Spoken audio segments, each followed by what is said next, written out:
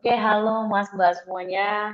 Kita jumpa lagi di diskusi kali ini. Diskusi berkelanjutan tentang core value berakhlak. Nah, hari ini kita akan membahas nilai adaptif. Dan ada berita yang akan kita angkat, yaitu berita tentang kanta virtual yang ada di Kota Tangerang. Nah, kalau kata Mas Andi, kayak main Roblox nih, akses kanta virtualnya. Berarti asik nih nanti nih masyarakat Tangerang berasa main Roblox kalau mau pergi ke kantor pertanahan virtual. Nah, kali ini langsung aja kita bahas ke tahapan kegiatan. Saya akan sambil tampilin beritanya. Mungkin ada usul untuk tahapan kegiatannya dari Mas atau Mbak? Izin Kak, saya mau usul. Oh ya, silakan.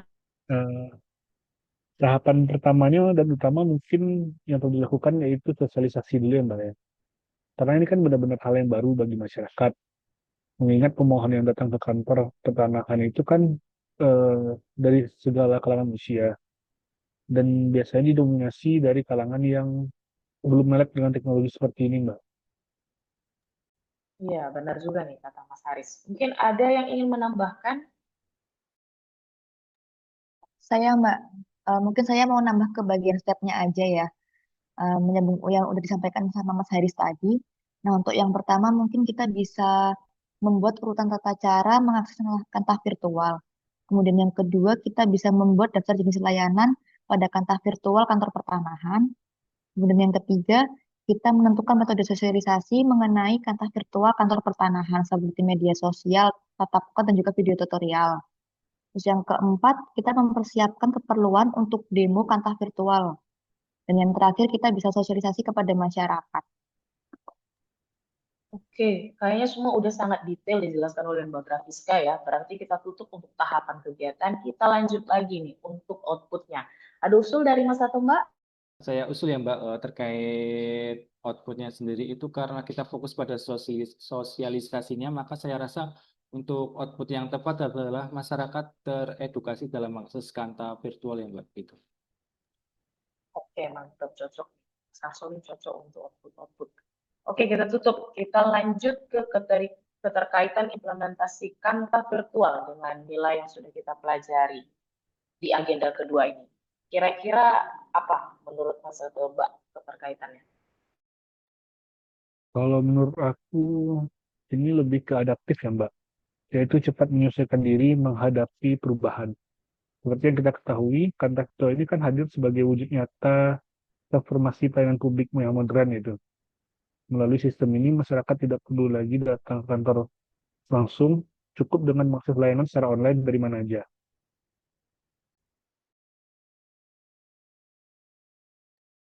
Ada lagi yang ingin menambahkan? Mbak, aku juga mau nambahin, mungkin bisa ditambah dengan terus berinovasi dan juga mengembangkan kreativitas. Nah, mengapa demikian? Ya, karena kantor pertanahan virtual ini kan juga layanan pertanahan.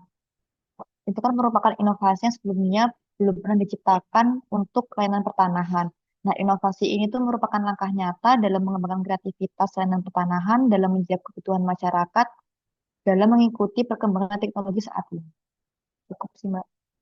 Oke, terima kasih Mbak Gratiska. Kita bungkus ya untuk pembahasan yang ini. Kita lanjut lagi nih ke keterkaitan substansi kita. Boleh ada yang memberikan usul?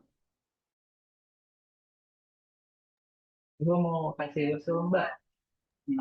Boleh, boleh. Saya menurut saya eh, ini ada implementasi yang keterkaitannya dengan nilai berorientasi pelayanan, yaitu memahami dan memenuhi kebutuhan masyarakat. Karena tidak semua masyarakat dapat menyisihkan waktunya untuk ke kantor pertanahan. Jadi kantor pertanahan virtual ini diharapkan memudahkan masyarakat untuk mengakses layanan pertanahan. Kira-kira itu Mbak. Oke, Mas, terima kasih usulannya. Kita lanjut ke keterkaitan substansinya ya. Kita tahu bahwa implementasi kantor pertanahan virtual ini, apakah dia sudah sesuai dengan visi dan misi Kementerian ATR BPN atau bagaimana? Ada usul dari Mas atau Mbak? Baik Mbak, izin usul Mbak. Ya Mbak, yang pasti menurut saya kontribusinya ya Mbak itu menyelenggarakan pelayanan pertanahan dan penataan ruang yang berstandar dunia, Karena kantor pertanahan virtual merupakan terobosan berstandar dunia karena pelayanan tidak terbatas jarak dan waktu, gitu, Mbak. Oke, terima kasih Mas Tarso. Kita langsung bungkus ya. Kita langsung lanjut ke pembahasan yang terakhir. Nah, untuk yang terakhir ya, keterkaitannya dengan nilai organisasi Kementerian ATR BPN yang pastinya melayani, terpercaya dan profesional. Ada usul, Mas dan Mbak? Aku mau usul Mbak, kalau Boleh, Mas Andi? menurut aku ini Mbak melayani karena kantor pertanahan virtual itu menjadi media Kementerian ATR BPN dalam melayani masyarakat tanpa dibatasi jarak dan waktu seperti yang tadi Mas Arsul jelaskan. Hal ini memberikan kemudahan bagi masyarakat dalam mengakses layanan pertanahan dan juga masuk ke profesional. Nah, dalam menjalankan tugasnya, Kementerian ATR BPN membuat inovasi dalam rangka meningkatkan kinerja, berupa peningkatan layanan pertanahan yang tidak hanya terjadi di kantor pertanahan secara fisik, tapi juga dapat dilakukan secara virtual. Saya kira itu Mbak. Oke, semua udah diborong sama Mas Andi ya, berarti udah kita tutup nih pembahasan yang terakhir. Mungkin kita akan lihat dulu tabelnya, tabel yang udah kita isi ya. Jadi semua hasil diskusi kita tadi sudah tertuang di tabel kita pada hari ini. Nah, terima kasih atas diskusi kita pada hari ini teman-teman. Semoga diskusi ini bermanfaat. Terima kasih. Terima